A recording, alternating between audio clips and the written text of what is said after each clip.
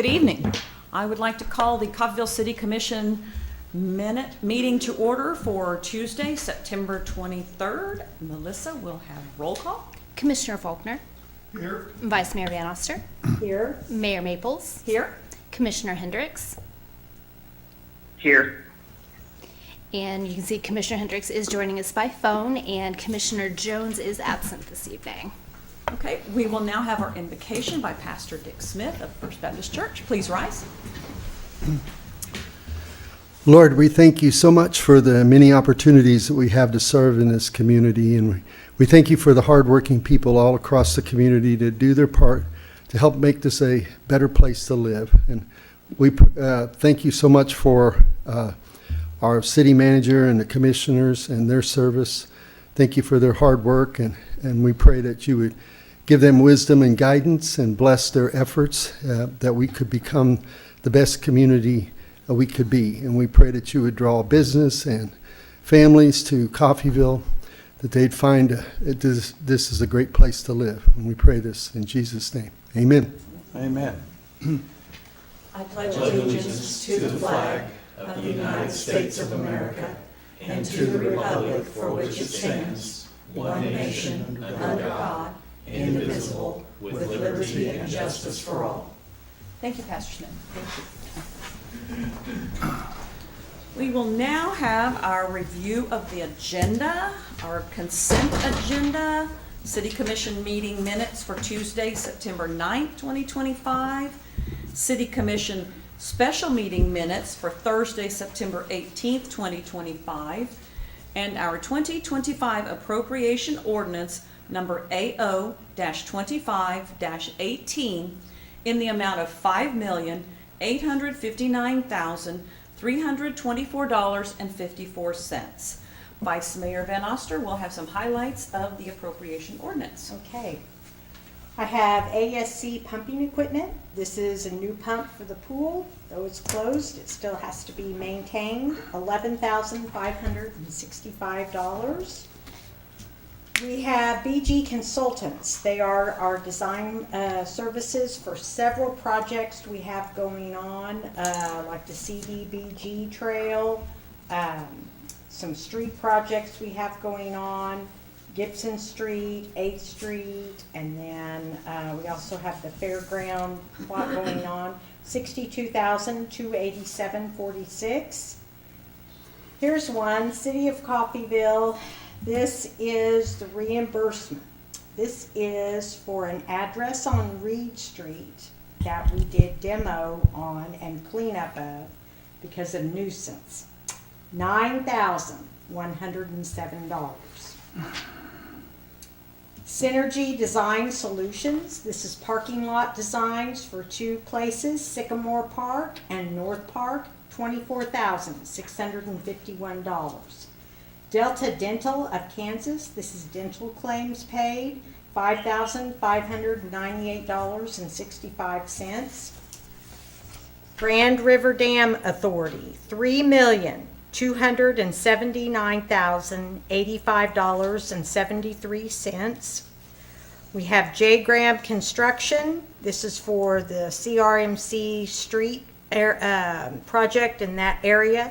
It's pay estimate number 2, $77,883. KMGA Gas Supply, their operating fund, $383,681. Here's one of our historical downtown grants that we have going on. This is to Man of All Trades Construction, and this is some work over here at Wright Redden, $12,736.74. We have Meridian Health. The health insurance premiums, $42,771. Southwest Power Pool, $1,005,383.32. This has in conjunction with the transmission for the Grand River Dam Authority, and then the Southwestern Power Administration fee, and for energy purchase, this is $21,052.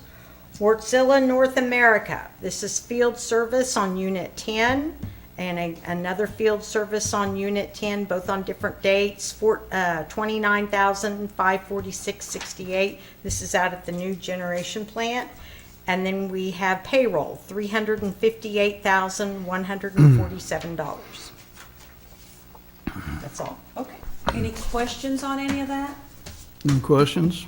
Okay, if not, I will move to approve items 1 through 3 of the consent agenda as presented. Second.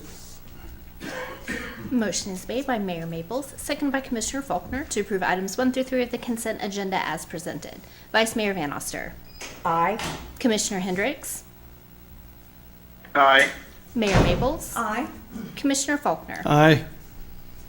Okay, we have 2025 appropriation ordinance number AO-25-18A for Ishams and Lieberts in the amount of $40.98. And I will move to approve item 4 of the consent agenda as presented. Second. Motion is made by Mayor Maples, seconded by Commissioner Faulkner to approve item 4 of the consent agenda as presented. Commissioner Hendricks. Aye. Mayor Maples. Aye. Commissioner Faulkner. Aye. Vice Mayor Van Oster. Abstain. All right, moving on to comments from the public. Any citizen desiring to address the commission shall be recognized, advance to the podium, state his or her name and address for the record. Comments shall be limited to 3 minutes unless extended by a vote of the majority of the commission. The commission does not hear matters involving litigation or city personnel. The commission does not take action on subjects not on the agenda unless unusual or hardship conditions exist. Citizens may address the commission on agenda items as they are brought to the floor. Do we have any comments? Okay. We will move on to our regular agenda items. First, we will have a presentation from Live Healthy Montgomery County. Marcy Roberts with Live Healthy Montgomery County will make a presentation. Good evening. Good evening. How are you, commissioners? Good. How are you? Thank you for having us tonight. We appreciate it. I have with me Lindsay Caldwell. She's my coworker as well. Lindsay is our opioid prevention specialist, and I am the executive director for Live Healthy Montgomery County. We just wanted to give you all a few updates on what we've been doing over the last several months, and Lindsay will give you an update on her work with the opioid. So as far as all of our funding, we are a health and wellness coalition that serves the entire county. And so we are totally grant funded, and several of our funds that we get, this first one is from Blue Cross Blue Shield. It's a Pathways grant. We received it in January, and we've been kind of laying the groundwork and getting things put together so that our partners can apply for funds. It's not just, hey, what are you doing? You want some money? It's a process. We work to change policies, systems, and environment so that when we make the change for the better, it'll be a little stickier, and it will stay a little bit longer when we change policies. So one of the first things we're working on is the USD 445 Farm to School program. We're working to develop programming and engagement around the Leafy Greens container farm. It's a hydroponic growing environment that's located on the school grounds, along with a greenhouse, and it's right behind the board office and adjacent to the project-based learning building. And so we want to connect students into this environment and implement STEM activities to help them connect classroom activities with growing, learning about agriculture and where food comes from. And currently we're putting together a steering committee to get that going. Another project is Community Garden.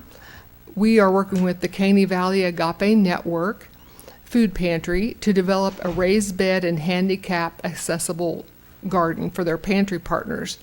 They're working on the design and garden policies currently so they can apply for funding in the fall. We have a placemaking project. I've been collaborating with Amber Dean here at the city, the Director of Community Development, and we're looking at a downtown placemaking project, someplace where people can gather and how we can improve the area and just make it a fun place for people to get together and host events and just have fun. So those are just a few of the things we're working on. Another area we work in is youth substance prevention. We're excited to bring Catch My Breath curriculum to 120 Coffeyville sixth graders. Next month. It's an anti-vape program specifically designed for this age group, age 11 to 14, and Emily Lewis is our community mobilizer. She's doing all the training in the schools. She's done a fantastic job of engaging our junior and senior junior high school sponsors in Coffeyville, Caney, and Cherryville. We've got some active groups of youth who are really taking initiative and advocating in their schools. So that was our goal, and what we really want to do is to get the kids involved. So we work to offer social events for the kids to participate in without drugs or alcohol.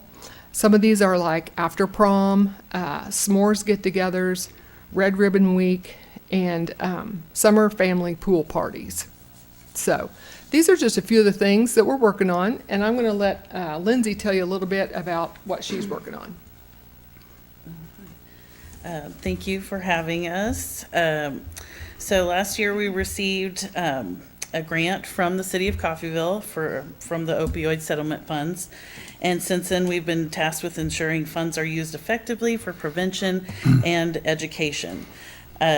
We have done 2 opioid awareness town halls. We had one here, and we just had one in Independence. We had about 40 to 45 attendees at both.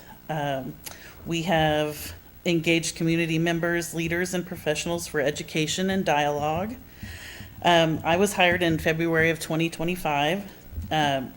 And during my first week, we had lost 2 young men from around this area to overdose. So that kind of showed me the urgency of what we needed this work here in this county. So my first priority was to get Narcan into the hands of the public. And if you guys don't know what Narcan is, it is a opioid reversal drug. We researched many distribution methods to ensure it's accessible and effective and discreet. Built partnerships with organizations and events for wide distribution. So we ended up doing boxes of Narcan and Deterra and taking it around, which I'll get to that here in a second, to places around the county. So we've attended numerous community events where we distributed Narcan, Deterra, and informational handouts and flyers to reduce stigma and educate the public. We promoted Drug Take Back Day with flyers and the permanent take back locations across Montgomery County. We installed the Deterra distribution boxes around the county and are now adding the Narcan boxes. Our town hall reached about 85 community members. Our Narcan distribution has we approximately gave out about 180 boxes of Narcan since I started in February. Each box contains 2 doses, which potentially could save 360 lives. Some overdoses require multiple doses, so having a steady supply available in the community is critical. Safe disposal, we have hundreds of Deterra bags distributed, with many now available in public access boxes around the county, such as the library, K-Fan, Genesis, Independence Library. There's a few other places. We have one in Cherryville and Caney, yeah. We expanded the access to the addition of the Narcan boxes to ensure life-saving tools are available to the public and not just at events. Awareness, we've had community conversations around addiction and prevention that are growing stronger and more open. Looking ahead, we want to continue distributing the Narcan and Deterra. We're going to probably plan more town halls, doing Narcan training and awareness campaigns. We want to expand promotion on safe disposal through drug take-back days and permanent collection sites. Monitor and restock our Narcan and Deterra boxes across the county. Explore youth-focused prevention programs and support for families affected by addiction. Seek sustainable funding and partnership to build on current momentum. And I would just want to thank you guys for having us and your support and your partnership. We just want to reinforce opioid settlement funds are saving lives right here in Montgomery County. And we just want to encourage commissioners, community members to join upcoming events and help spread awareness, or even join our task force. Thank you very much. Thank you. Thank you. And- Very informative. And how large is the staff that's doing all of this? It's just three of us. Mhm. Three. And we have a board, yeah. Sounds like 300. Well, thank you. We go to a lot of events and Yes, talk to a lot of people. Thank you for all you do. thank you. Yes, Thank very you. good. Thanks for coming. Okay, we will now have our public hearing for fiscal year 2026 revenue neutral rate. Director of Finance Martin Cummings will make comments. Good evening. Good evening. How are you guys? All right. Great. Okay. So before we obviously move into the main, to the budget hearing, we need to address revenue neutral as a body. So in the currently, and what we're about to propose, and we'll see that when we get into the budget hearing, we are proposing that the city not exceed revenue neutral rate this year. So we had stated that we were contemplating going up to 28 mills. We're actually going to keep it at the revenue neutral rate of 25.4 mills. So no changes there will be no changes in income tax to, or not income tax, excuse me, property tax to the citizens of Coffeyville this year. Okay. With that, were there any questions or concerns that we needed to address?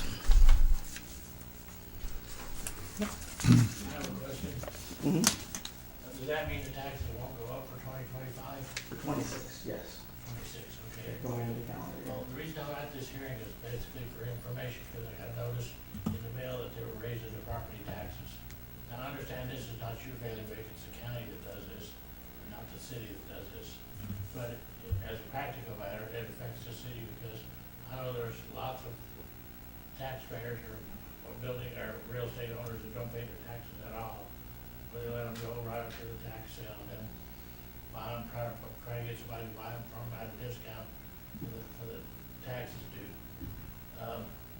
That upsets me, because I've got 6 buildings downtown and I pay all my taxes on all of them.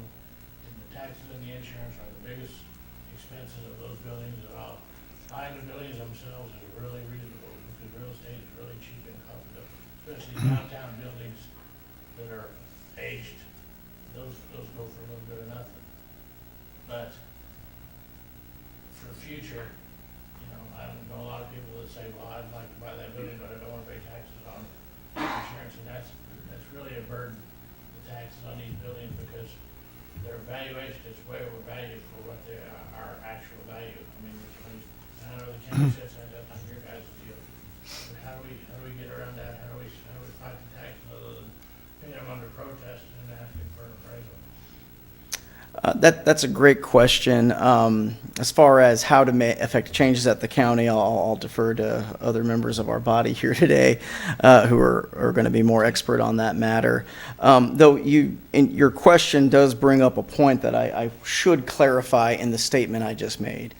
As for property tax, the city itself will not levy any new property tax over what we have done this past year currently. Could So, you, for the listening audience out there, could you enumerate the other taxing authorities who may or may not be raising their mill levy rate, which would impact an individual's property tax that they're actually paying this year? Because just because we say we're not raising taxes, that means the city of Coffeyville is not changing the mill levy rate, which is dependent, as we know, upon the assessment of the property, but there are other taxing authorities. It's not just Coffeyville. So could you list those for us, please? You are correct, and yeah, a couple that come to the top of my head are obviously the county as well as the school district. I believe the college as well is a taxing authority. I'm not sure. Those are the main ones. I'm not sure if there are any others that I need to be aware of. There's the rec center and the Rec center. library, right? The library technically is appended to the city's Under mill us. rate, so So it's, but the rec center is not. It's part of the school district. okay. So yeah, And then there's state and county, and That would be of those that affect residents. If people that live just outside, you're going to see a variety of other things, but that's, yes, for the city. Yeah. So, point is, it's not just us. that's correct. My question is, how do we get relief from the increase in taxes? Because it affects the bottom line of all of these buildings downtown, citywide. so the relief in taxes that this body can affect is, as of last year, the property tax in Coffeyville was decreased by 50%.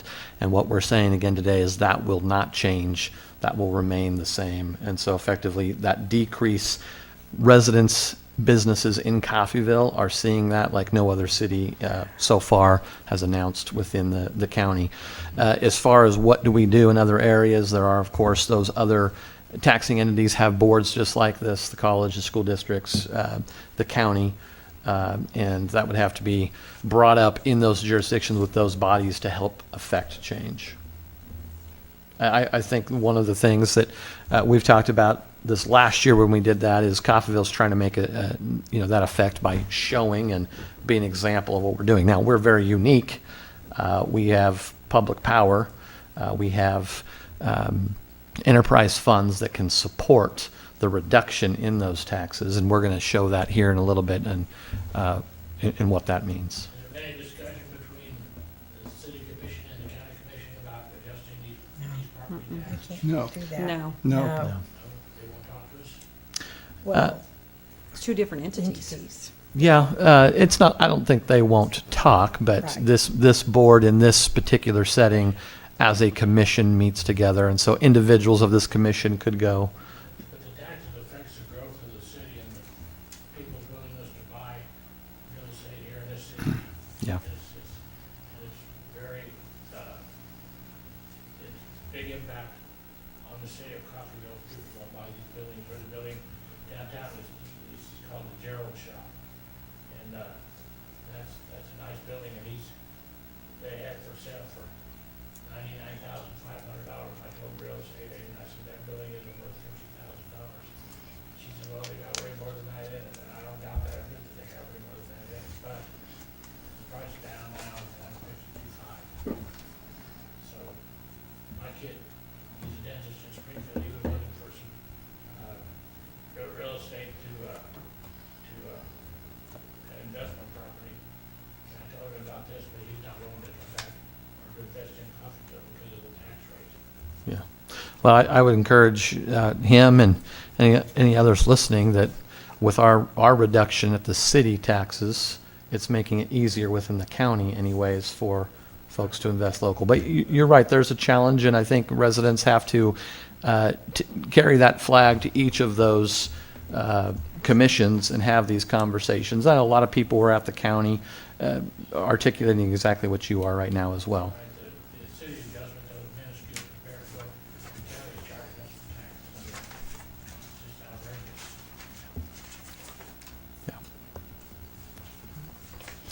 Thank you for no. Thank you. That's what this forum is for. So we appreciate you doing that and bringing it up. There are, in addition to the people in attendance, we do have people viewing live right now on YouTube and on TV as well. So it's important that people hear what you have to say. I do want to, Marty, you alluded to this in the opening comments, but commissioners, just want to say that out loud again. What we are presenting is that revenue neutral rate that is based on a lot of work sessions, a lot of conversations we've had, one-on-one conversations with Marty and myself, as we've built out what we believe this budget should be. And so when we were required by the county to put out notification of our intent. And at the time, as we were still going through our work sessions and your deliberation on what the budget should look like, we notified the county that we may increase our mill levy up to about 28 points. 28 is what we'd indicated. Yeah, and so residents will see initially on those county documents that there was going to be an increase in Coffeyville. You do still have this evening the ability to make that decision on, and that's why we're having this public hearing on revenue neutral rate, is do you want to remain revenue neutral or do you want to increase? Now, your increase could only be up to this 28 some change because of that notice we've already given to both the county and state. But our intent, based on our conversations thus far, is presenting you one that is at revenue neutral.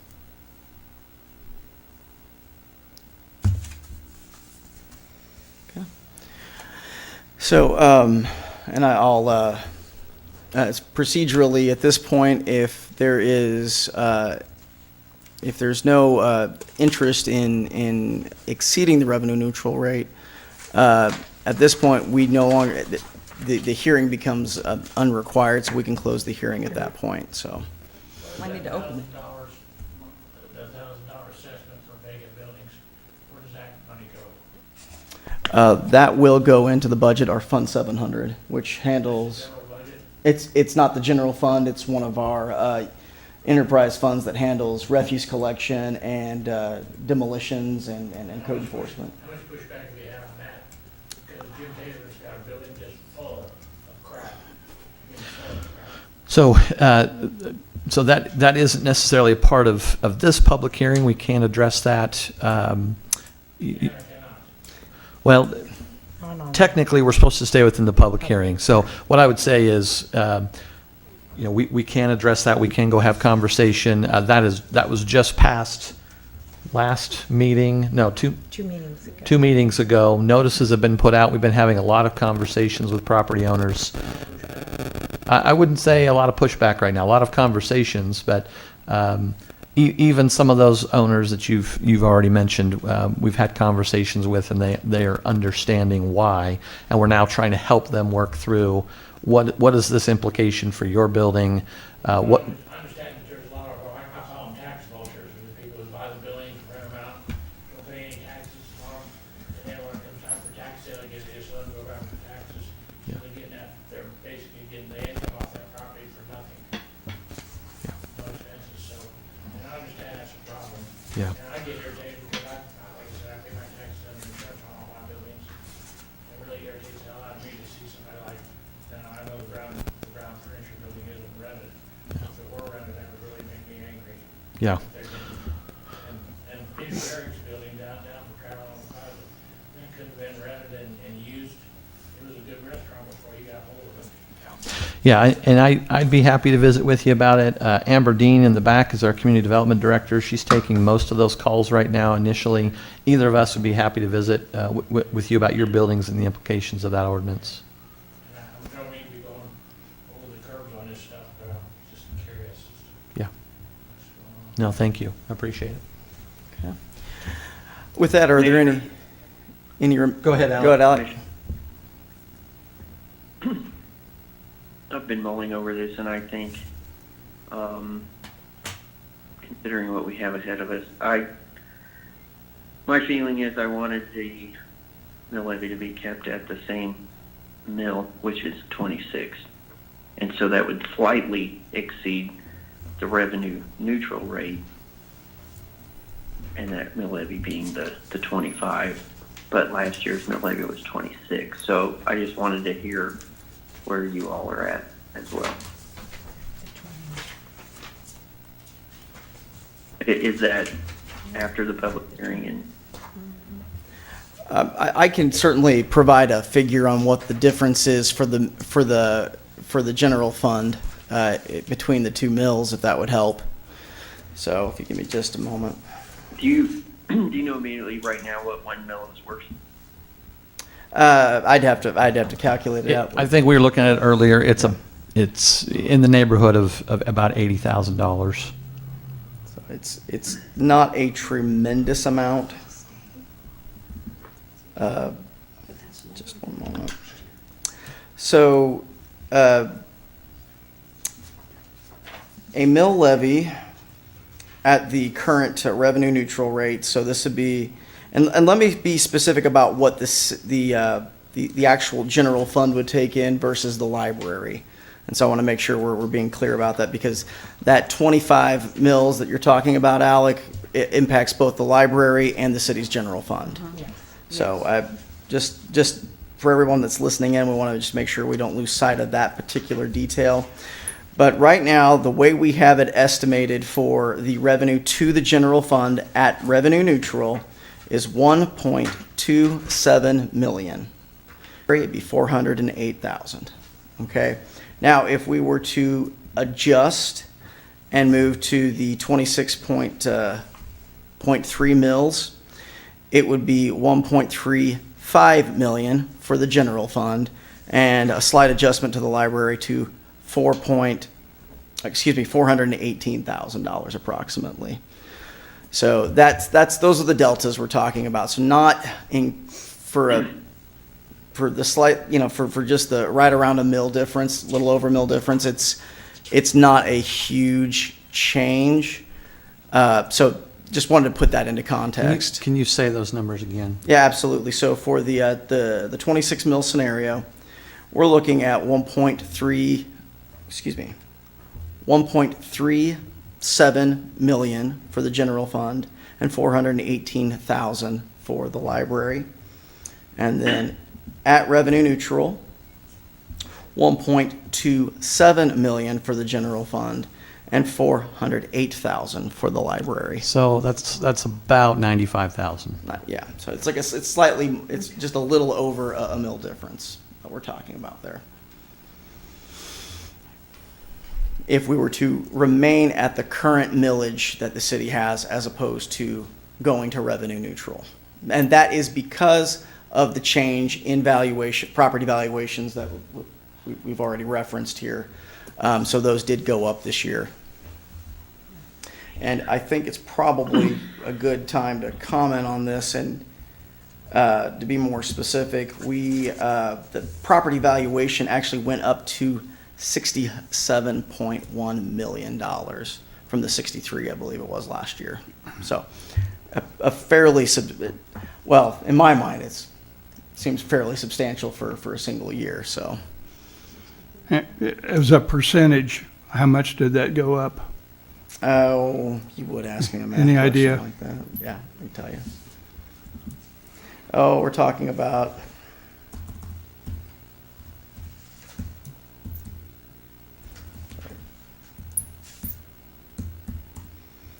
so you're talking about a delta of Just approximately.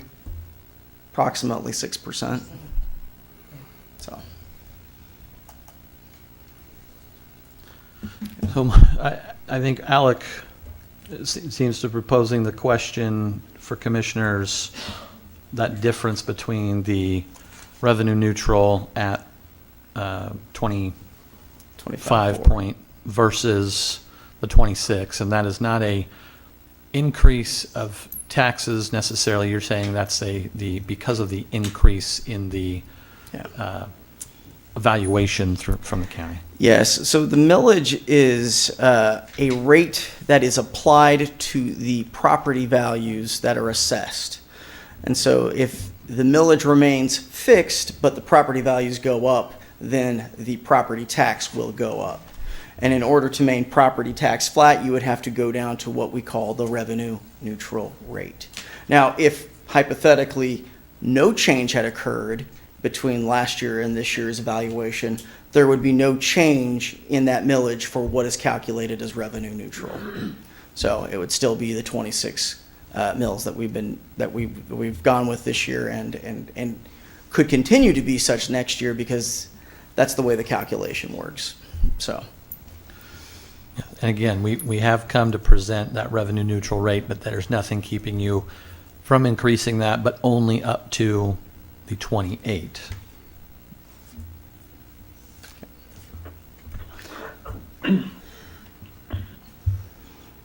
Alec, does that give you, does that help out as far as? Quick, just looking at this, Okay. the information you gave. Just leave it at that. Okay. That's neutral. Any other comments? So I'm going to close the public hearing. Well, I guess first we wanted to establish, is there an appetite to vote on a change in revenue neutral at this point? No. No. Okay. Okay. So, yeah, at this point, we can close the public hearing without any action, as we are not required to hold the hearing if we do not exceed revenue neutral rate, So so. then I will close the public hearing. And we will stay at revenue neutral. Okay? All right, now we'll move on to the public hearing for fiscal year 2026 budget approval. And I will open the public hearing, and Director of Finance, Martin Cummings, will make comments. Okay. All right, thank you guys very much. I get to hear from me for just a little bit longer. I'll try to keep it brief. So since we've already commented a little bit on revenue neutral, I kind of want to get right into reviewing some high-level information on the expenditures. But first, I do want the public to understand that in addition to what I'm sure, and I haven't calculated this out yet, but amounts to hundreds of man-hours in contributing to this budget from city staff, we also have two multi-hour work sessions that the commission does participate in to hear and review and to go through the budget information, and those meetings were held on July 10th and August 7th, in addition to the time that we are spending today to review these budget numbers. With that, let's see here. We'll start with the expenditures, as that's the primary crux of the budget process, is to establish what at the time of the budget, the authority cap is for spending on the city budget. Okay, so for those watching at home, or watching on YouTube, and those of us here, what you're seeing right here is a copy of the budget certificate that the commission will sign tonight if they elect to approve the budget. Okay, it contains a summary of all the funds, as well as what our anticipated ad valorem or property tax collection will be, as well as the total expenditures that we're looking to get approved.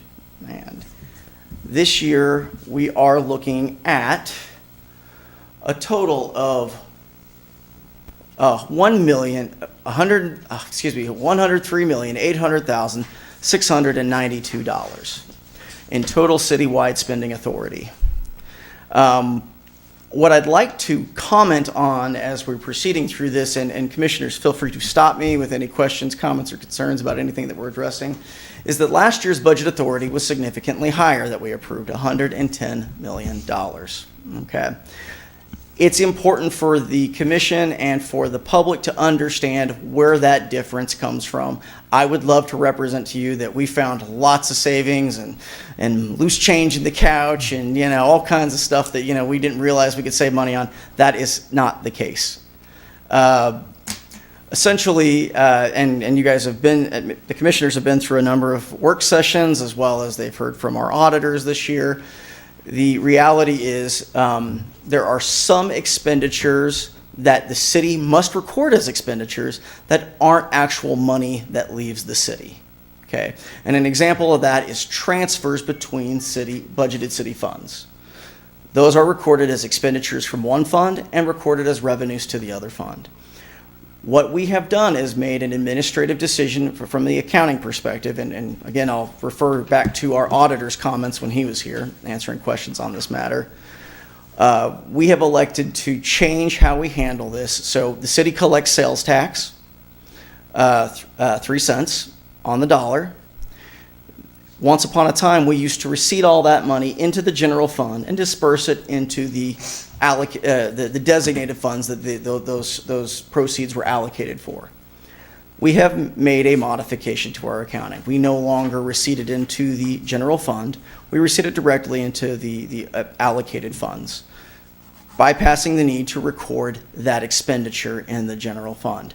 That accounts for about $5 million of this reduction. Okay. The other portion of this reduction comes from a decision that was made last year in the budgeting process to show capital expenditures inside of significantly more capital expenditures in the general fund than we normally do. Part of that was because we were using an outside consultant to help guide that process, and that was a decision that they made. Normally, most of those expenditures are held inside of our reserve fund. We will expense those out of the reserve fund, which is not a part of the budget we submit to the state. So the rest of that reduction you're going to see is in that. So that makes up the difference. I want to make that clear. The city has not magically cut a bunch of expenditures. Whether you think highly or not of that, I just want to make sure we're clear on that. Any questions so far, as far as what we looked at so far? Okay. All right. So commissioners have seen a similar graph as we've been going through our budget work sessions. I thought this would be good to present in our open hearing. This is a year-over-year comparison for our different categories of expenditure. For those who cannot see what we're looking at, there are a handful of categories of expenditure that the city breaks all of its expenses down into. Capital improvements, contractual services, debt retirement, maintenance and repairs, materials and supplies, personnel, transfers, and we have a special category that we've kind of created for the presentation of the budget to make things easier to look at, and that's those expenditures that we have inside of our electric fund that relate to our largest industrial customer, CVR, or more specifically CRNF, okay, the nitrogen fertilizer plant. As you can see, if I were to, most of those expenditures fall under materials and supplies, and that would distort the look that the illustration that we're trying to help everybody understand. A couple of things worth looking at. Well, I've talked about ways where through an accounting process we've made the appearance of reducing the budget. I want to point out a few places where the budget has gone up substantially. Okay, the first place is in capital improvements. You'll see that, and again, probably for clarification for those who can't see what we're looking at, the 4 bar graphs that you're seeing for each group are first, the proposed 26 budget, second, the approved 2025 budget, third, 23 actual, and fourth, the 22 actuals. Okay, so we can kind of look and see those changes. 24, 23. Excuse me. No, 22. No, I said 24 and 25. I said 22. I misspoke. My apologies. So yeah, 24 then 23. The first change I want to point out is the difference between the approved budget on capital expenditures for 2025 and what we are proposing this year in 26. The vast majority of that change, which you'll see it's about $3.5 million, is made up by another change in accounting that we have gone through. Okay, so this is a bit of an accounting lesson in a roller coaster ride. Once upon a time, the city sales tax for the 2 sales taxes that were dedicated to improvements of our roads and streets were receipted into a reserve fund.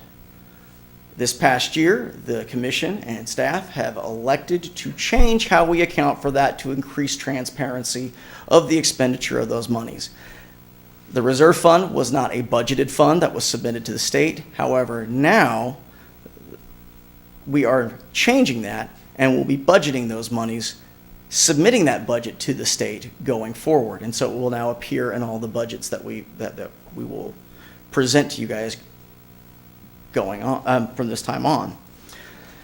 And so that makes up a big difference because now we're accounting for several $1 million of street projects we hope to implement in 26. Okay, so a good thing by and large, I would at least in my estimations. The other major change, most of these changes are fairly minor. given that we're talking about budgets, you could probably look at them as essentially flat. But the other one that's worth noting is in personnel. So in personnel, that includes not just salaries, but payroll taxes, all our contributions to employment, retirement, to the retirement programs, as well as the medical insurance and other benefits that we provide our employees. Okay, and you'll notice that every year that has gone up quite steadily. Okay, and 26 is no different, and so it is taken, at least in our current budget that we're proposing, has taken a step up.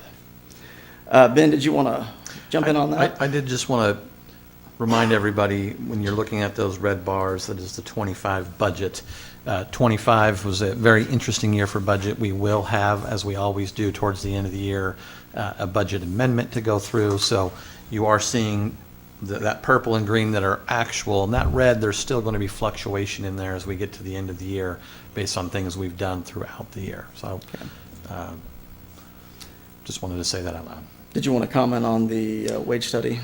Yeah, thank you. Thanks for that reminder. As you know, Commissioners, we are going through a wage study. Those results are in. We are kind of fast and furious trying to put that together so we can get into our union negotiations.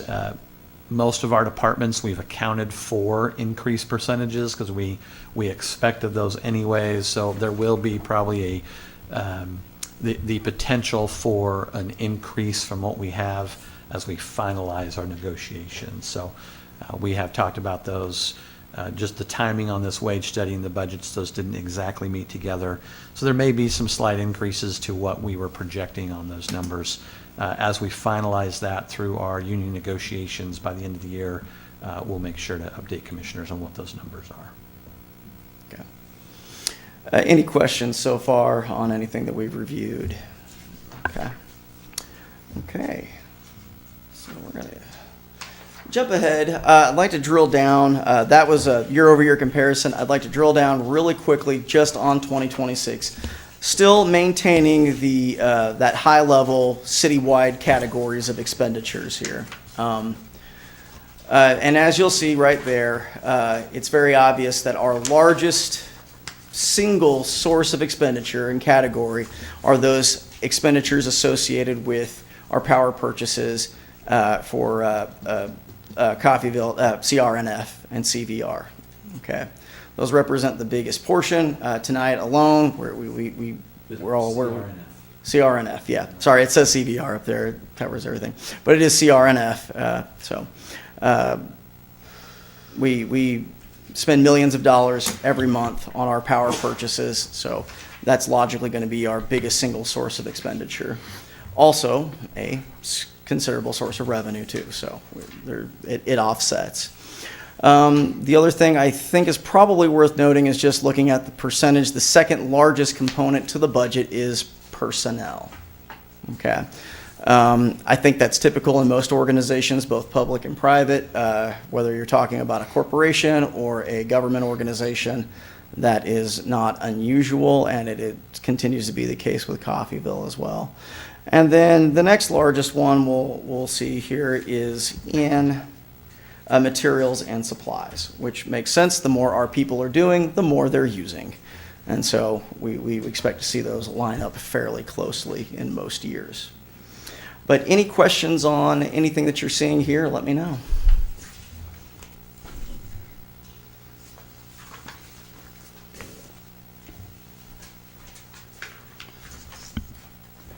Maintenance and repairs.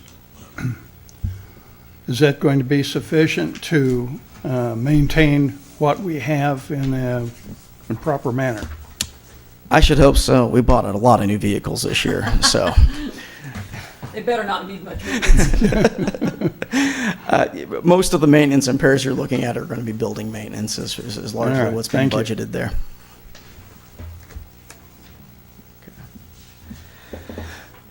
All right, with that, I want to move on, and we're going to get a little bit into revenues. Obviously, we've talked already considerably about property tax, and so I won't repeat that. So what I'll do is I'll move on to sales tax. Okay? So obviously, we have two major components of revenue, general revenue to the city's general fund. Okay? So that's revenues that Marty? aren't part of our enterprise. I'm sorry, I'm gonna mention something there. Go right ahead. I do think that's good to point out. You know, we just confirmed we're at the 25.043. That means 19.897 is actually revenues to the city. That offset is the library that we're talking about. That is, as we'll recall, a reduction from 52, 53 mills that we were at just 2 years ago. That means that the city does have to find ways to make up for that revenue. We're just went through all these sheets on what our expenses are. Those expenses largely do not just drop because we no longer have that revenue. And so we're trying to find those unique ways to ensure that that revenue and expenses match, that those things which cost us money, we're bringing in appropriate revenue. When we talk about our enterprise funds, we are running those, and we are supposed to run those as our businesses. For example, our electric rates. It's not the taxes that are paying for that electric utility or that water utility.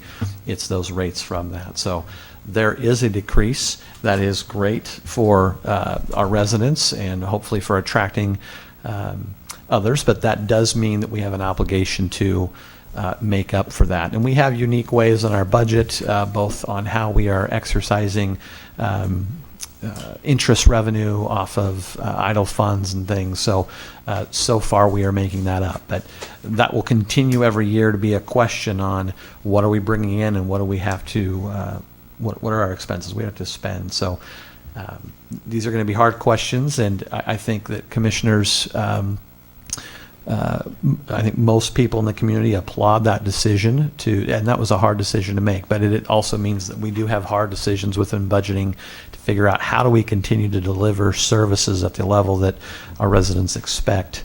And so it's important just to say that out loud. I probably will keep saying that. I don't want us to get to a point where we just forget. That was a reduction of about $1.4 million to the city revenue that we no longer have there.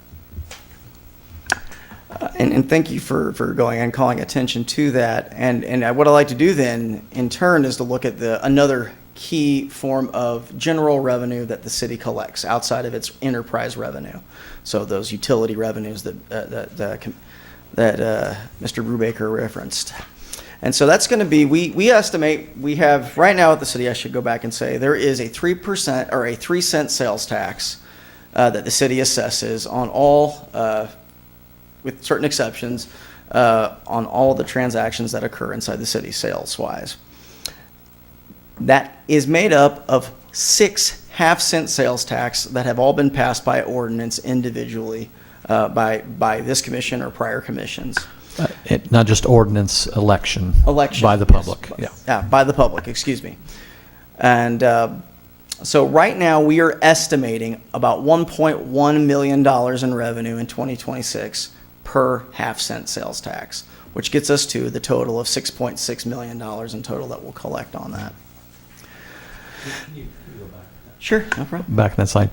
Let's, again, just really point that out, you know. Property tax, when we talk about, hey, I pay my taxes, city, I get this a lot. And this was something that I was confused about before I've taken on a role like this and understand. But $1.2 million of a $103 million budget is coming from that property tax. So yes, sales tax is a tax. It's not your property tax. It's based on what you're spending. But you can see here that largely the revenues of what we're paying for, the big impactful things like our street projects are coming from our sales tax, not from that property tax. Well, and to that, let's Those go ahead. are? The sales tax? Yes, What each are the half half inch each for the half? public Yep. members. Yeah, I can go through that real quick. I've got that. Thought that might come up here. So we essentially have, I'll go through each of the half-cent sales taxes, Yes, if that'd be please. helpful. Marty.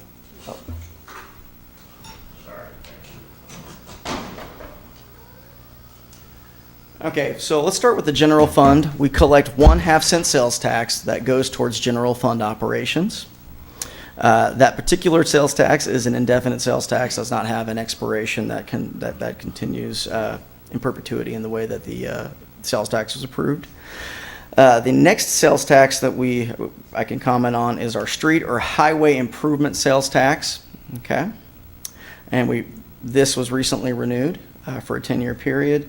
And then we have our street specifically non-highway related road work. It's another half-cent sales tax, also recently renewed. The next sales tax that we have is a capital improvements sales tax. Now, this one's a little interesting because initially it was used, it's used in 3 different ways. 70% of that sales tax goes towards paying for the bond that paid for the community building renovations, the new emergency services building, all the things that you see here. 20% of that is a capital equipment sale. It goes towards capital equipment in our general reserves, specifically for vehicle maintenance, significant maintenance or replacements. Okay, and then 10% of that goes to our economic development fund, and so that provides. That is the only regular source of revenue that fund derives. Okay. The next sales tax is the community improvement sales tax. It's a fairly recent one. That was done, I think, back in 22 is when it started. Might have been 23 is when it started. 22? 23. Okay. I have it expires in 32, so I just wanted to make sure I was saying it right. 40% of that goes towards our housing and economic development fund. So all the incentive programs around housing and economic development are funded by this, including things like Paint the Town, as an example of one of our programs we've had in the past. Another 40% of that goes towards our parks and community improvement. Okay, so specifically the parks program that we currently have. And so that goes towards the work we've done so far at, where are we at now? We've done Sycamore, we're working on North Park. And North Park. And we continue to have a park each year that our Parks Advisory Board is advising us on. So. And then the final 20% of that half-cent sales tax goes towards our Downtown Economic Development Fund. So the various grants, the grant programs that are ran through our Community Development Department are funded by this 20% of this half-cent sales tax. And then the final half-cent sales tax is the sales tax that we contribute to CRMC primarily for their emergency, more specifically ambulance services. That helps to subsidize and make sure that the community has an established ambulance service through a local provider. But those would be, unless I missed my count, that would be all 6 of our sales taxes. So, does that help out? That helps a lot, because we're trying to keep track here. It's good information. Thank you. All right. Well, probably a visual, and for some reason our monitor over here is glitching. Having issues here. You kind of see the breakdown by fund, so we estimate the distributions to be. 2.2 million. That'll go towards our transportation sales tax fund, okay, that we established this year. We've got we've got. I'm zeroing in, guys. I'm colorblind, so I'm like the worst person to play matchy on this. So. We've got $770,000 going to Fund 530, and that's what pays the bond on these buildings. Okay, we've got 1.1 million. CRMC. It goes to CRMC, and then so that we do have a fund that we manage that money out of. Basically, it's a pass-through fund. And then we have 1.1 million going to the general fund. We've got 440,000 going to parks, 440,000 going to housing, and 220,000 going towards the downtown economic development. And then lastly, 110,000 budgeted for our economic development fund. All right. Okay. So any questions about any of these key points of revenue? What's not included in the slide that's probably worth noting are the substantial contributions that our enterprise funds make to the general fund.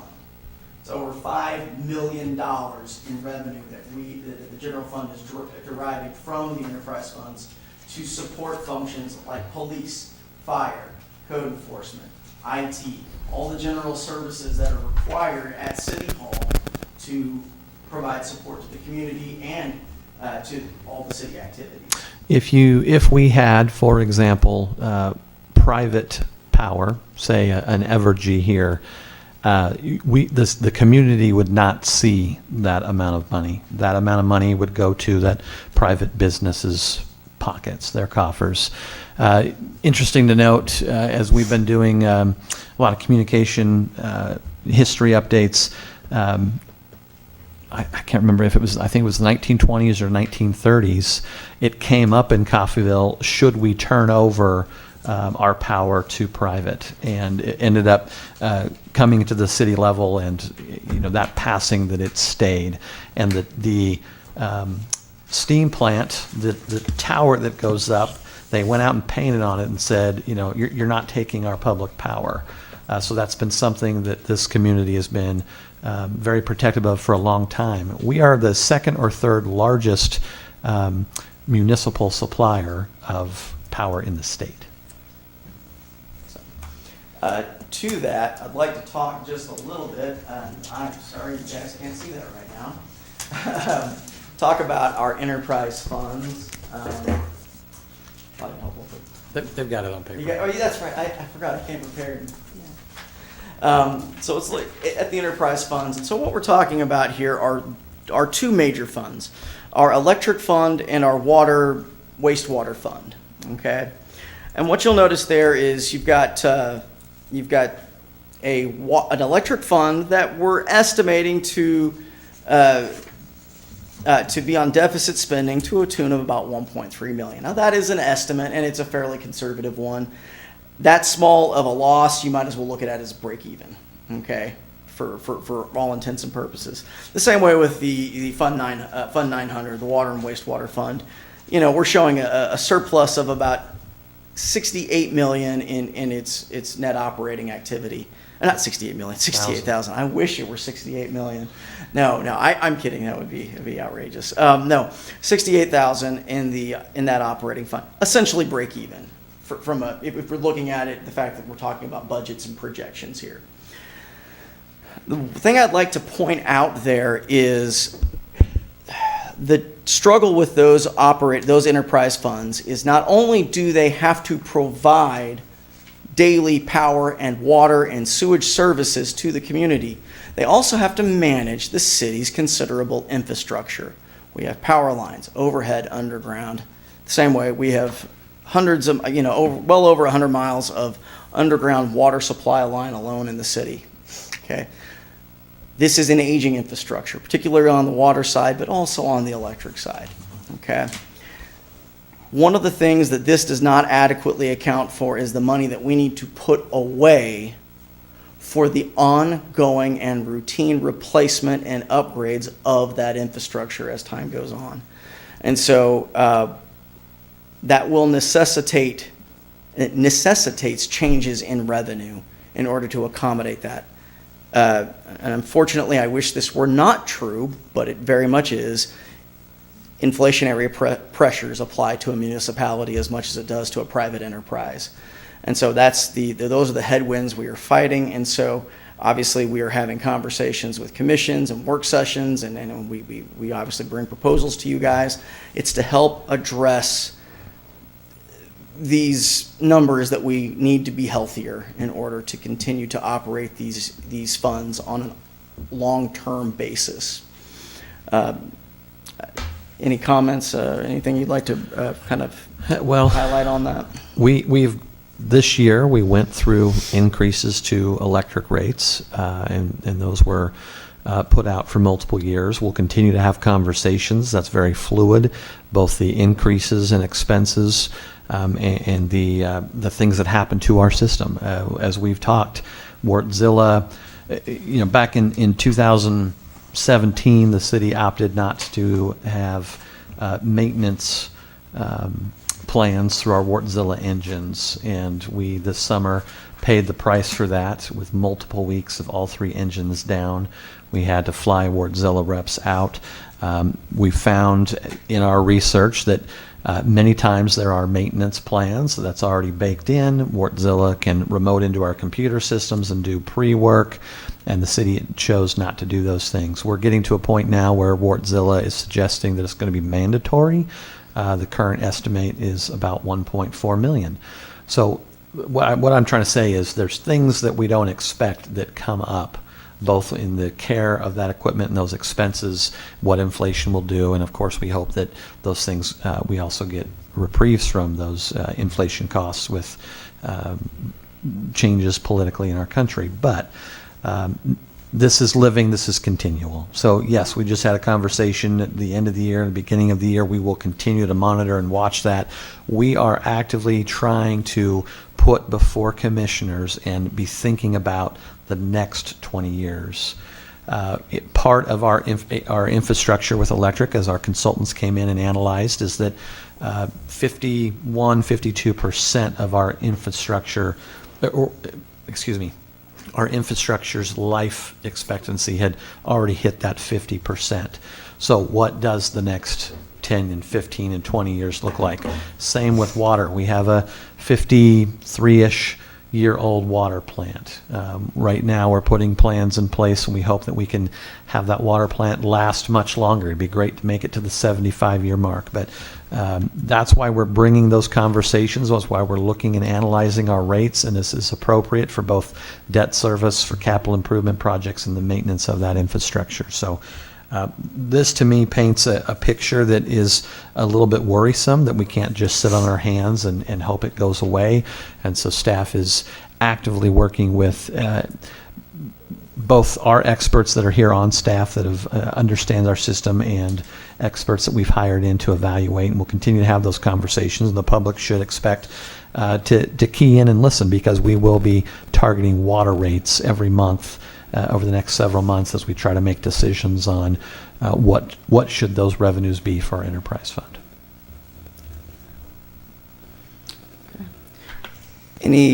So this really concludes the overview that I wanted to bring to you guys about the budget. Are there any questions or concerns that you'd like to bring up at this time?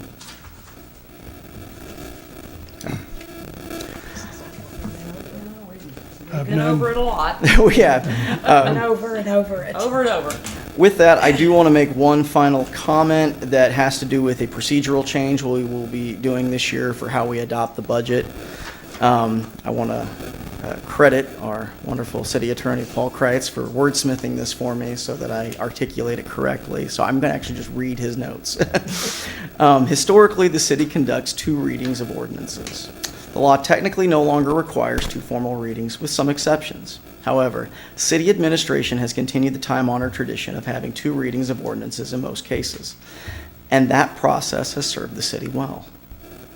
In this particular instance, city administration is requesting the commission to approve the ordinance for this particular ordinance that we are proposing to adopt the budget for final passage in this reading. Okay? And this would be the final reading, as permitted by law and based on the time-sensitive nature of the ordinance provisions.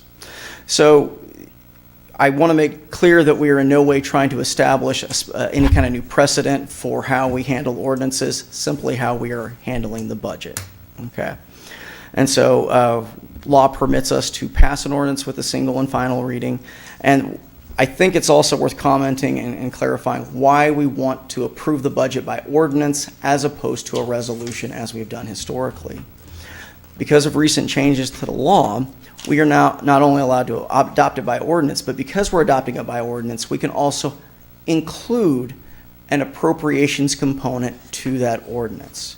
What that'll allow us to do within the authority and the limitations of the budget are to pay the city's obligations at intervals more regular than, or more frequent, I should say, than the commission meetings. This will allow us to, especially on our smaller vendors that need turnaround to support their cash flow. As well as we have a number of vendors right now that we cannot wait to pay them because of the time-sensitive nature of the transaction, specifically our power purchase agreements.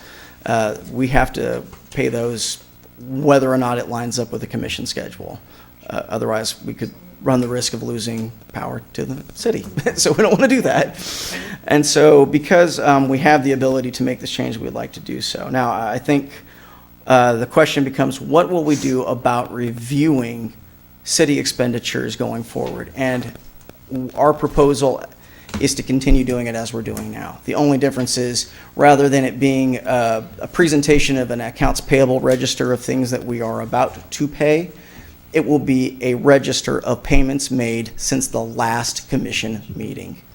Same thing, the same exercise will happen. We can do a review, questions, comments, and concerns on significant purchases. Nothing has to change other than the fact that we will no longer need to approve an appropriations ordinance every commission meeting. With that, are there any last call for questions? No? None. None.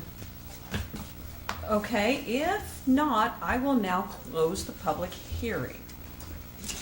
And at which time I will move to approve ordinance S dash, okay, are you going to keep?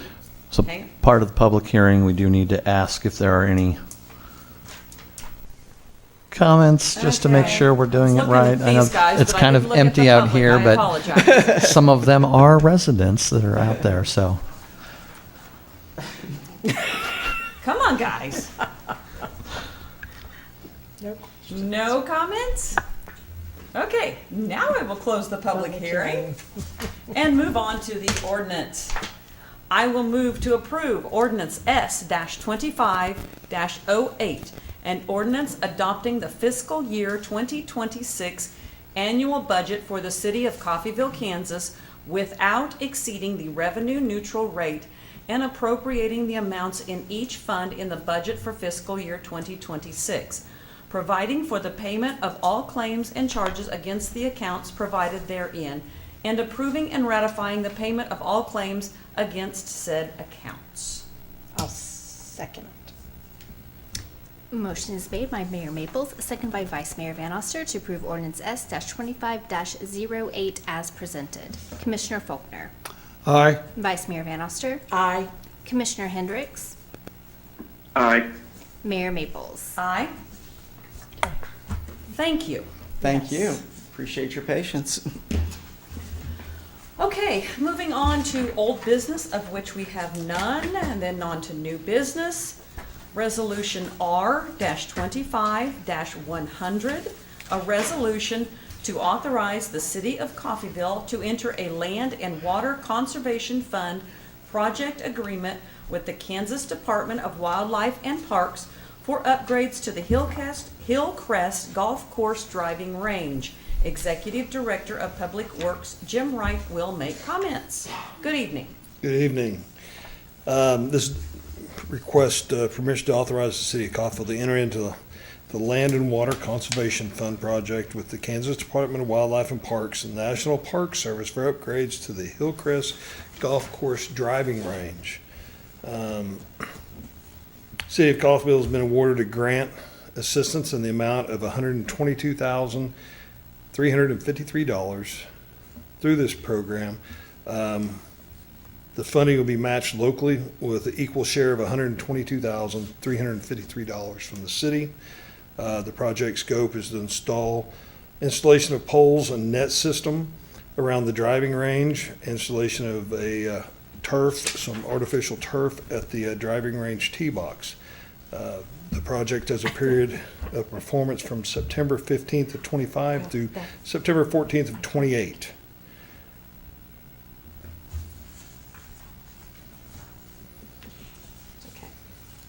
any, trying to figure out the, So our cost would be $122,353. correct.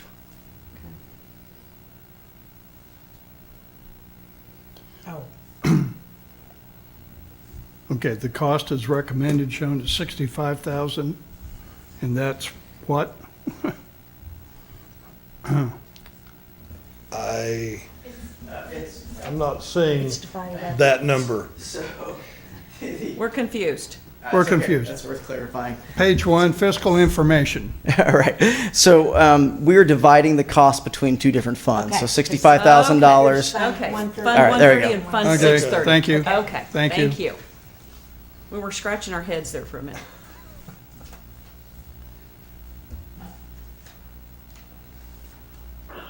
Okay. Mr. Wright, what is the expected life of the net? I do not have that answer. Well, repeat the question. Expected life of the net. I'm not sure. I know there's a warranty on it, but I don't know. There is a warranty on it, but we do not have that. We can absolutely send that to you.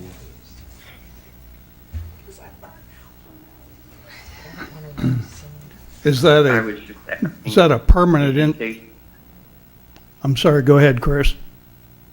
Alec, excuse me. Just in case the life of the net is something, 10 to 15 years, there's a plan. What would it cost to replace only the net?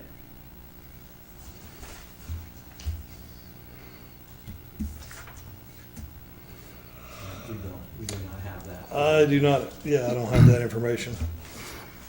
This is a grant that was applied for and brought to commission over It was over a year. a year ago. Okay. And so this, Yep. approved to submit. This is one of those interesting ones, and Amber may have to speak to it, where, because we're doing this through the LWCF, there's some ownership, permission-based changes that come. So when you go to make changes, you actually have to get with them and ask for permission, because it's one of those level of grants that is tied to, you can't just come change this later. okay. All right.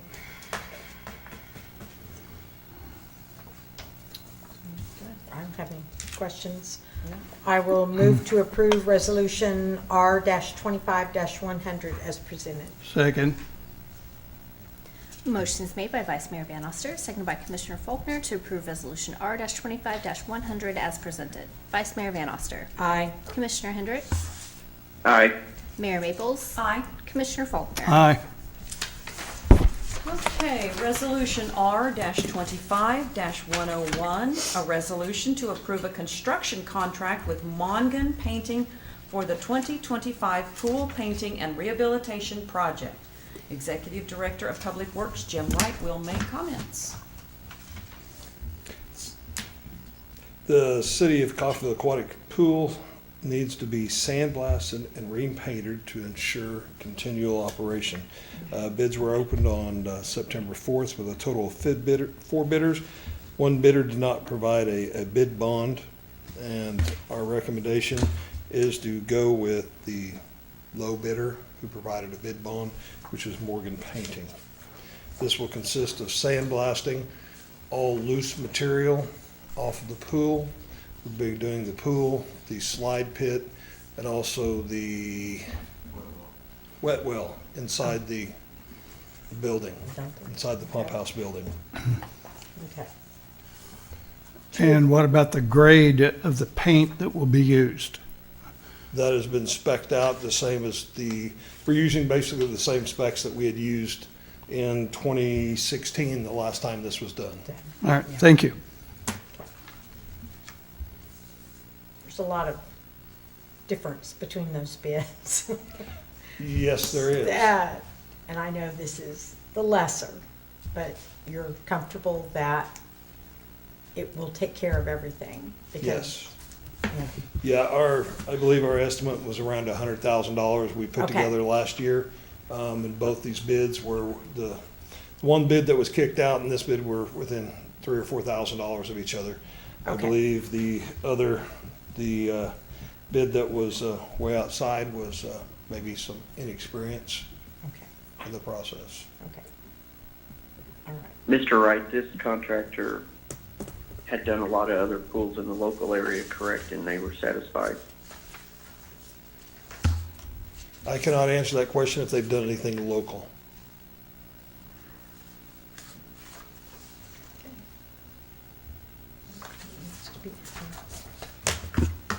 Okay. Any other questions? Well, if there are no other questions, I will move to approve Resolution R-25-101 as presented. I'll second. Motion is made by Mayor Mabel, seconded by Vice Mayor Van Oster to approve Resolution R-25-101 as presented. Commissioner Hendricks, Aye. Mayor Maples, Aye. Commissioner Faulkner, Aye. and Vice Mayor Van Oster. Aye. Thank you. Resolution R-25-102, a resolution to approve a work authorization agreement with Alger Martin and Associates for construction engineering services on the water treatment plant's raw water pump house project. Executive Director of Public Works, Jim Wright, will make comments. The City of Coffeyville is working on plans for the needed improvements of the raw water pump house. Currently, we're having a roof put on that. I believe all the commissioners have been out there and saw the building. So this is part of our plan that Ben had spoke to about earlier about extending the life of the water treatment plant. These plans are complete and it is not went to bid yet. This is still being the approval process with KDHE. So this would be for the construction engineering, which would be the inspection of the project.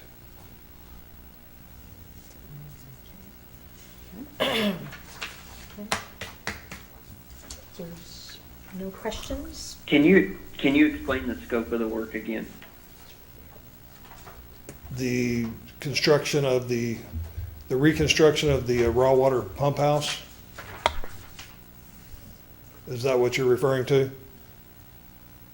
Yes, but for this contract, it's only for inspection services, Correct, and this is also project oversight?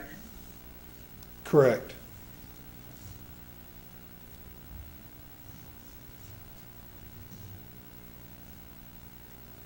Okay. I will move to approve Resolution R-25-102 as presented. Second. Motion is made by Vice Mayor Van Oster, seconded by Commissioner Faulkner to approve Resolution R-25-102 as presented. Mayor Maples. Aye. Commissioner Faulkner. Aye. Vice Mayor Van Oster. Aye. Commissioner Hendricks. Aye. Okay, Resolution R-25-103, a resolution to approve a work authorization agreement with Alger Martin and Associates for construction engineering services on the water treatment plant's water transmission line replacement project. Executive Director of Public Works, Jim Wright, will make comments. The City of Coffeyville has received funding from a settlement with CVR and the EPA to construct new transmissions lines up the hill to the city reservoirs. This project is set to open up on the bids for September 30th. This work authorization will provide the city with construction engineering services, including project submittals and on-site inspection.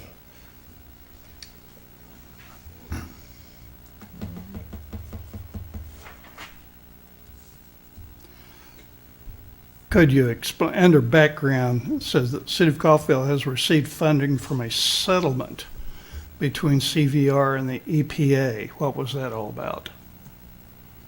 I believe that was an agreement reached with CVR and EPA to provide funding in place of a fine for the city of Coffeyville. Okay. I believe initially, that was just before I got here. I think Tim Wilson was in conversations with them. It was going to go outside of the community, and then the city pushed back and said, hey, that really needed to be in here. So that was in place of a fine.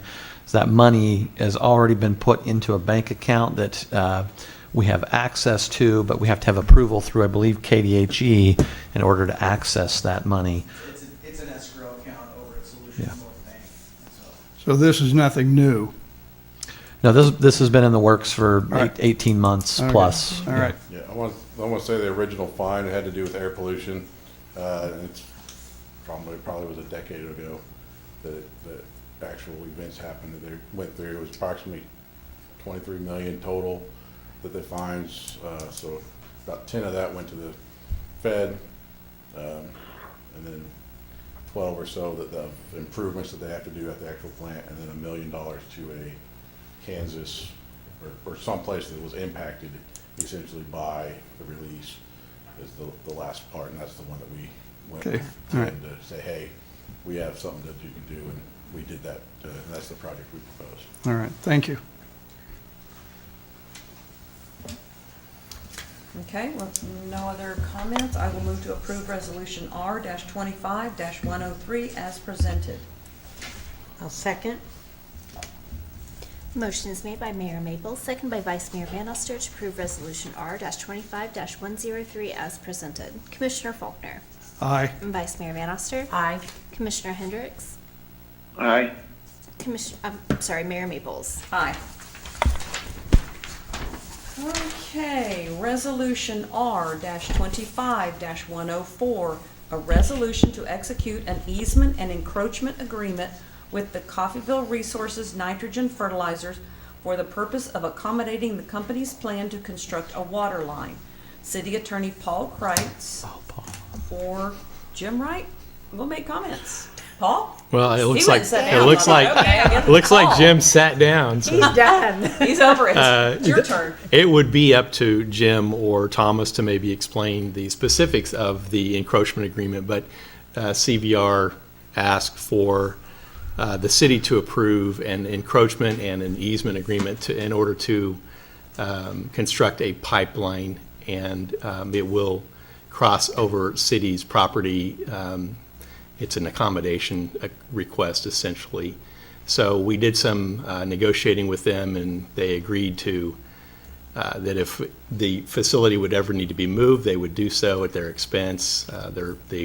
The agreement provides that they will hold us harmless from any incidents that may arise out of their use of the city's property. It's pretty standard form. It protects the city pretty well. And if you have any questions about the specifics of it, though, I would defer that to Jim or Thomas. No. No, Nope. no I questions? think no questions. You've been over it. I will move to approve Resolution R-25-104 as Second. presented. Motion is made by Vice Mayor Bannister, second by Commissioner Faulkner to approve Resolution R-25-104 as presented. Vice Mayor Bannister. Aye. Commissioner Hendricks. Aye. Mayor Maples. Aye. Commissioner Faulkner. Aye. All right, we will now have city manager's report. Commissioners, I don't have anything for you today other than, Commissioner Faulkner, I know 2 meetings in a row you've asked about the parking lots. As we told you last commission meeting, the bids were open. Those will close, I believe we said on October 3rd, so still in the process there for those. Thank you. Yep. All right, that's all you had? All right. Comments, commissioners and staff? I have none tonight. I've none. Oh, well, I do. I'm going to talk trash again. I guess my concern and try to figure out what to do is you go down the streets anywhere in town, not just in certain neighborhoods, and there's trash cans at the street. There's trash at the bulky pickup at the street. How do we get that enforced, and what do we do to encourage people to not have their trash in the street? I mean, I take mine out because I don't like the way it looks. I put it away, but I don't know what we can do because you can go down any street and there's trash cans in the street. Yeah. So trash cans, different from bulk pickup. Right.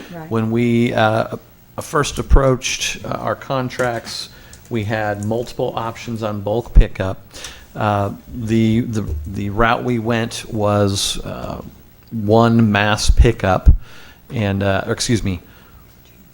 Go ahead and make sure I'm saying it Yeah, right. so we had divided the town into two sections. That's right. In northeast and southwest, with the first Friday of the month and the third Friday of the month pickup. The secondary option was doing it like we've done it before. Yeah, the first option was doing what we had done before and then dividing the town into, the 4 quadrants and then having it picked up. The second option was 2 sections, and then the third was one big day, like on a Saturday, where people could bring it to one location or call for a pickup. So, although information is out there for those people to go access that, we could adjust. Part of that contract was we could come back and make adjustments to that. We had the 4 before, we have 2 now. So there are options to try to change that and try to mimic what people may have been used to. Part of that may just be they need to get used to it. We had this conversation a little bit, and is it just people not caring and just dumping it out there? Now our code. It is. Yeah. Because they'll leave it out for a month. Yeah, there's already bulky trash out that's not even supposed to be picked up until next weekend. Yeah. There's nothing I this think the weekend. ordinance said 72 hours, because I looked at the Yeah. ordinance, 70, and, Yes. if they leave it out for 2 or 3 weeks, it doesn't matter what day it's picked up. Yes, that is a problem. We do have code enforcement out and about, and they will support people for small items when things are issues and try to clean up.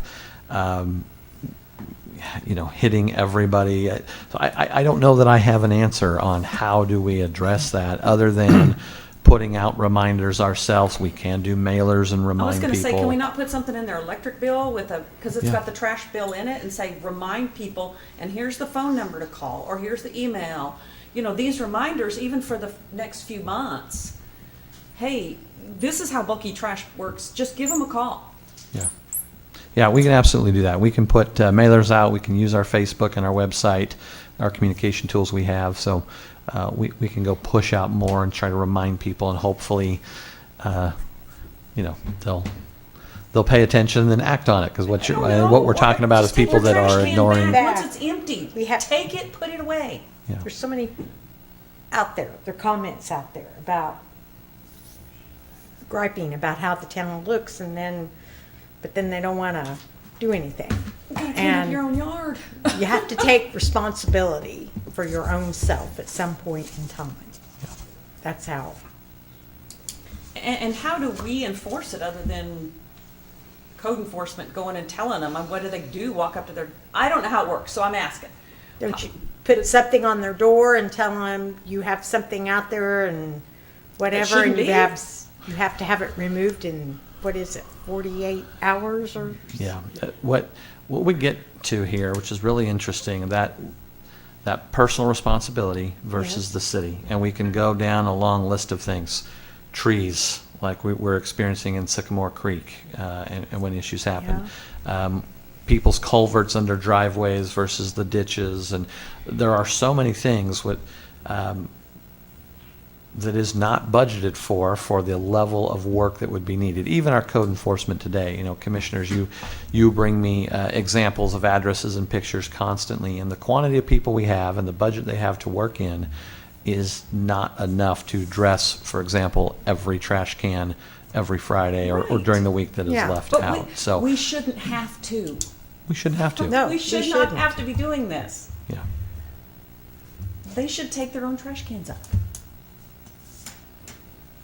Now, we can try to communicate better and give them the resources and remind them of those things. And so we'll put that on our list of communication to do. So speaking of, Okay. just reminded me of something. What about the bales of hay that are, That's actually allowed within our you're ordinance. kidding? There are some timelines around it, but maybe that's just an ordinance that's been around as long as we've been an agriculture community. But yes, we did go back and look at that. Or are you thinking rats? Well, yeah, I'm thinking rodents and all that kind of stuff. Yeah, there is some timelines there, and so we have to go Okay, and look there at how are. long have they been there, you know, what it's for. So it's supposed to be temporary, I don't know if storage is the right word, temporary placement, up And you don't into know moving on Off from. the hot, you don't know what temporary is. Not right now, but we can, I mean, I'm I happy to know, pull I'm up the not, I don't want ordinance to and put you on review the it, yeah. spot, Yeah. but I think what I saw has been temporary. Been there for a long time. For a while, temporary for over a year at least. Define temporary. Yeah. Yeah, I did not follow up with you on that. You That's asked, okay. I pulled the ordinance, know I you need to got get back with you on it, we all can of- review I've that just and get that address again. I learned something new. I didn't realize we had. I thought it was a home run, I'm like, no way you can do that in the city, and we pulled it up, they're like, actually, you Yeah, can't. you can. Okay. Nice. Well, thank you. I appreciate it. Okay, anybody else? Oh, I think that's enough. Do you guys have? Okay, so now we will move on to executive sessions. I will move to recess to executive session for two purposes. First, to discuss matters deemed privileged in the attorney-client relationship as permitted by KSA 75-4319 B2 of the Open Meetings Act, to include the city attorney, city manager, director of finance, and director of community development for a period of 15 minutes. Second, to discuss matters relating to security measures as permitted by KSA 75-4319 B12 of the Open Meetings Act, to include the city attorney, city manager, director of finance, chief of police, and deputy director of public works for a period of 30 minutes to reconvene in the commission room at, how about 8:50, to give us a couple minutes break. That's 45 minutes, right? So 8:50? That's fine with me. 8:50 p.m. Okay, I'll second that motion. Motion is made by Mayor Maples, seconded by Vice Mayor Van Oster to recess to executive session for two purposes. First, to discuss matters deemed privileged in the attorney-client relationship as permitted by KSA 75-4319 B2 of the Open Meetings Act, to include the city attorney, city manager, director of finance, and director of community development for a period of 15 minutes. Second, to discuss matters relating to security measures as permitted by KSA 75-4319 B12 of the Open Meetings Act, to include the city attorney, city manager, director of finance, chief of police, and deputy director of public works for a period of 30 minutes to reconvene in the commission room at 8:50 p.m. Commissioner Hendricks. Aye. Mayor Maples. Aye. Commissioner Faulkner. Aye. And Vice Mayor Van Oster. Aye. All right. Bless you for that extra. I'm trying to help you out.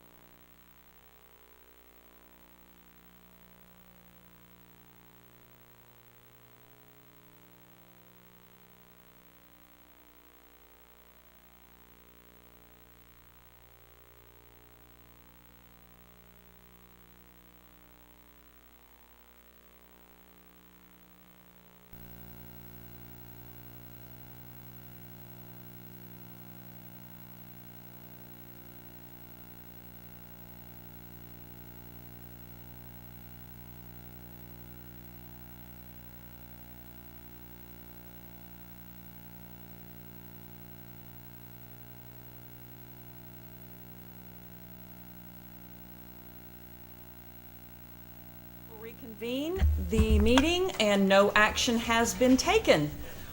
So now, do I hear a motion? I make a motion to adjourn. I'll second that. Motion is made by Mayor Mabel, seconded by Vice Mayor Van Oster to adjourn. Commissioner Hendricks. He's raising his hand. Okay, can I see a show of hands from the commissioners? Thank you. Thank you.